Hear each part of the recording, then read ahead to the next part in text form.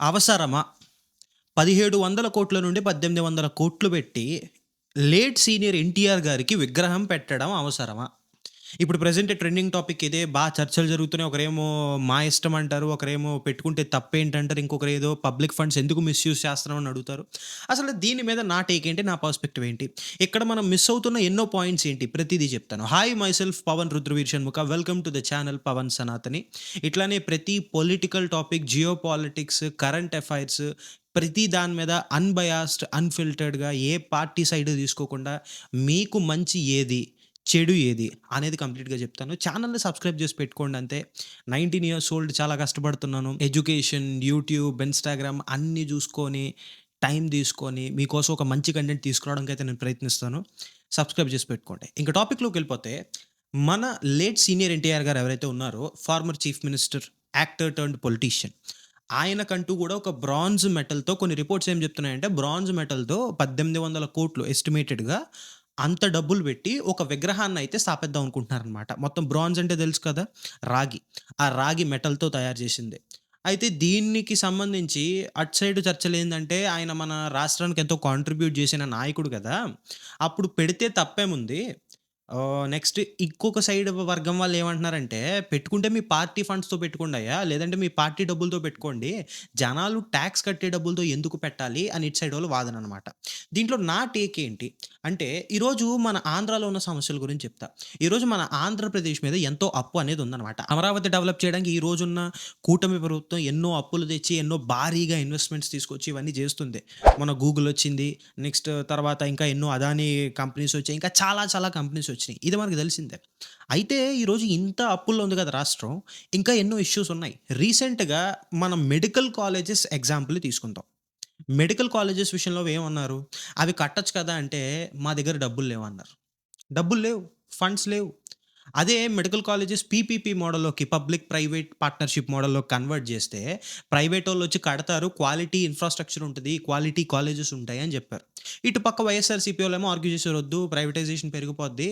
ముందు పీపీపీ అనే వస్తారు. కానీ ప్రైవేటోడు హస్తం పడిందంటే అది నాశనం అయిపోద్దని ఈళ్ళన్నారు. ఓకే. ఇప్పుడు ఈ 1700,00,00,000తో మినిమమ్ 3 మెడికల్ కాలేజీలు కట్టలేమా మనం? విగ్రహం ఏదైతే పెడుతున్నారో. నేను ఎన్టీఆర్ గారి విషయానికి కూడా వస్తా నేను.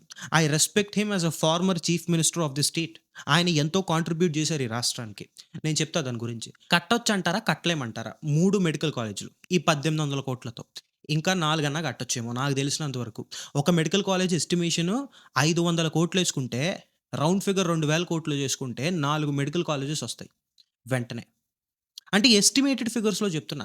ఈరోజు ఆంధ్రప్రదేశ్‌లో 80,000,00,00,000 point to the correction estimated ఫిగర్స్‌లో సంవత్సరానికి 80,000,00,00,000 హ్యాండ్ టు హ్యాండ్ ట్రాన్స్‌ఫర్స్. అంటే చేతికి చేతికి డబ్బులిస్తున్నారు. 5,000, 10,000, 15,000 దే ఆర్ గివింగ్ ఇట్.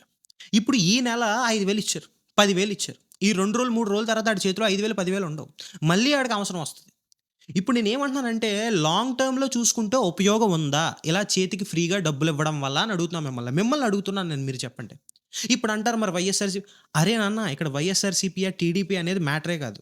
ఇక్కడ పార్టీ పేరు అస్సలు తీసుకురాకండి. వైఎస్ఆర్‌సీపీ వోళ్ళు ఇచ్చారు, టీడీపీ వోళ్ళు ఇస్తున్నారు. ఇక్కడ నీ గురించి నేను మాట్లాడుతున్నా. కామన్ మ్యాన్‌గా నువ్వేం చెప్పాలో చెప్పు. పార్టీని వదిలేయి. పార్టీల గురించి మనకొద్దు. పార్టీల గురించి మాట్లాడేలా ఉంటే వీడియో స్కిప్ చేసేయి. It is about us people. YSRCP ప్రభుత్వం అయినా, టీడీపీ ప్రభుత్వం అయినా. చేతికి డబ్బులివ్వడం వల్ల ఉపయోగం ఏంటి? ఇప్పుడు ఇదే డబ్బులతో మెడికల్ కాలేజెస్ ఎన్ని కట్టొచ్చు? ఆ మెడికల్ కాలేజెస్ కడితే లాంగ్ టర్మ్‌లో ఒక 10 సంవత్సరాల తర్వాత ఎంతమంది పేద పిల్లలకి విద్యొస్తది, వైద్యం వస్తది, తక్కువ ఖర్చుకి. ఈరోజు లాంగ్ టర్మ్ వెల్‌ఫేర్ అనేది జూసుకోవాలి. లాంగ్ టర్మ్ డెవలప్‌మెంట్ అనేది జూసుకోవాలి. నేను ఎక్కడికక్కడ 100, 200 ప్రైవేట్ కంపెనీలు తీసుకొచ్చేస్తున్నాను. వాళ్ళతో ఇన్వెస్ట్‌మెంట్ పెట్టి చేస్తున్నాను. We appreciate thought.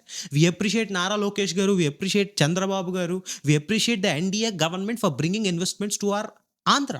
ఆంధ్రప్రదేశ్‌కి ఈరోజు మీరు తీసుకొస్తున్న ఇన్వెస్ట్‌మెంట్స్‌కి వెరీ గుడ్. సూపర్. కానీ నేనేమంటున్నానంటే, నిజంగా ఈ ఎన్టీఆర్ గారనే వ్యక్తి మహానుభావుడు బతుకుంటే ఆయనే బయటకొచ్చి అంటారు. నాకెందుకు బ్రదర్ ఇంత విగ్రహం? నా పేరు మీద 10 మందికి అన్నం పెట్టండి.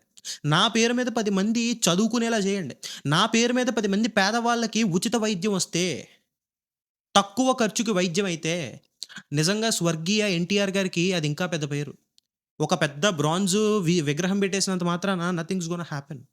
ఇక్కడ ఉన్న జనాల టాక్స్ మనీతో మీరు ఎన్టీఆర్ గారికి విగ్రహం పెడుతున్నారు. ఓకే. ఆయన ఈ రాష్ట్రానికి ఎంతో చేసిన వ్యక్తి. ఒప్పుకుంటా. నచ్చింది. ఓకే.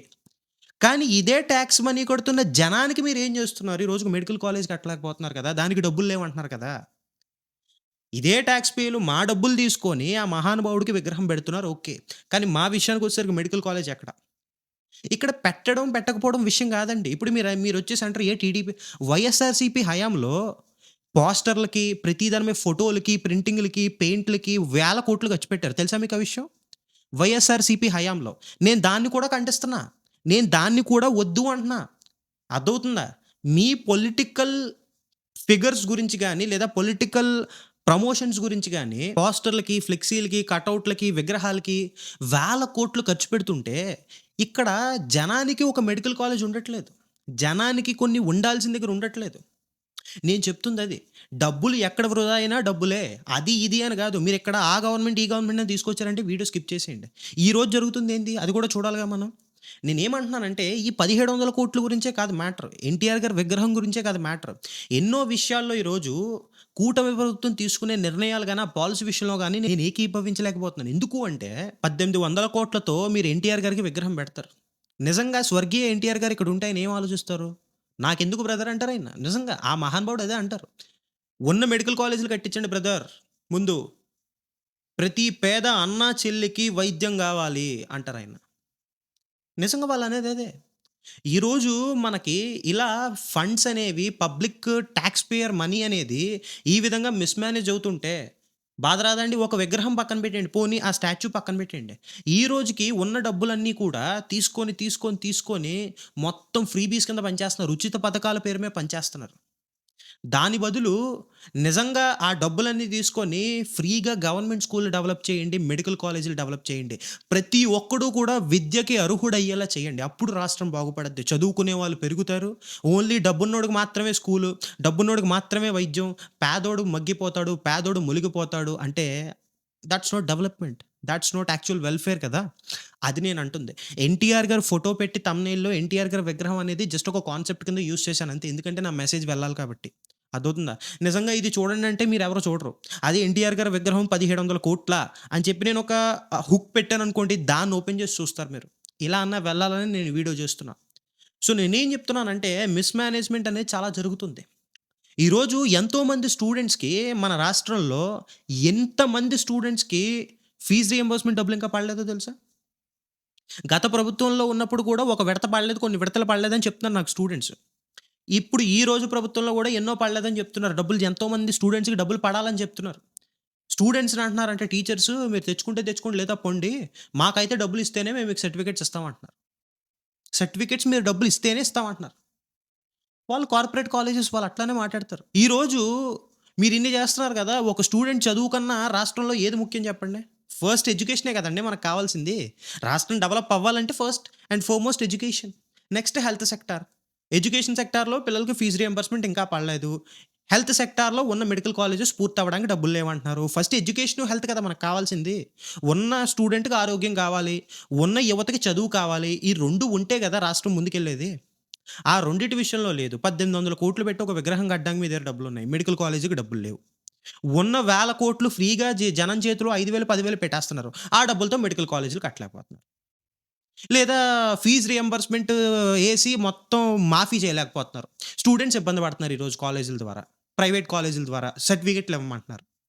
అంటే నేనేం చెప్తున్నానంటే డబ్బులున్నాయి. ఉన్న డబ్బుల్ని ఎక్కడ కేటాయించాలి, ఎక్కడ పెట్టాలి అనేది తెలిసుండాలి. తెలుసు వాళ్ళకి. తెలుసో తెలీదో అనేది నేను చెప్పేంత పెద్దోడిని కాదు. కానీ అట్‌లీస్ట్ నాకు కనిపిస్తుంది గదా! మీరు జస్ట్ లాజిక్‌తో ఆలోచించండి. నేను టీడీపీ సపోర్టరా, బీజేపీ సపోర్టరా, వైఎస్ఆర్‌సీపీ ఇదొద్దు. ఆంధ్రులం. ఆంధ్ర ప్రజలం మనము. నీకొక కొడుకుంటాడు, నీకొక కూతురుంటది. అర్థవుతుందా? నేను చదువుకునే పిల్లాడినే. చదువుకునే మనకి పార్టీలొద్దు. అర్థవుతుందా? నీకు నాకు చదువు ఒకటే. అర్థవుతుందా? ఎట్ ద ఎండ్ ఎఫెక్ట్ అయ్యేది నువ్వు, నేనే. పార్టీలని నెత్తికెక్కించుకుంటే. సో, ప్రాబ్లమ్ ఏంటనేది అక్నాలెడ్జ్ చేయండి. నేను చెప్తుంది లాజిక్కా కాదా అనేది ఆలోచించండి. అలా ఆలోచిస్తేనే రాష్ట్రం ముందుకెళ్తది. లేదా మనం కూడా పార్టీల పేరుతో కొట్టుకుంటూ పోతే ఈడు చేసాడు కదా! ఆడు చేసాడు. ఆడు చేసాడు కాబట్టి ఈడు చేసాడు అనుకుంటూ పోతే మధ్యలో పోయేది మనమే. ఆళ్ళు చేస్తారు, ఈళ్ళు చేస్తారు. అర్థవుతుందా? సో, ఒకసారి ఇది ఆలోచించండి. ఇంకా ఎన్నో ఇంట్రెస్టింగ్ అప్డేట్స్ ఒస్తాయి. ఏ పొలిటికల్ పార్టీ అయినా బీజేపీ, కాంగ్రెస్, వైఎస్ఆర్‌సీపీ, టీడీపీ లెక్కలేదు. ఎవరు చేసినా తప్పు తప్పే. ఎక్కడ జరిగినా తప్పు తప్పే. తెలుసో తెలియకో జరుగుతది. మనము ముందుకెళ్ళి గొంతెత్తి చెప్పాలి. ఇలా చెయ్యండయ్యా! ఇలా చేయడం మంచిది కాదని. మీలాంటోళ్ళు సపోర్ట్ చేయకుండా మేము ఇక్కడ ఎంత కూర్చొని వాగినా వేస్ట్. సబ్స్క్రైబ్ చేయండి. ఈ వీడియోని 10 మందికి షేర్ చేయండి. జై హింద్! జై భారత్!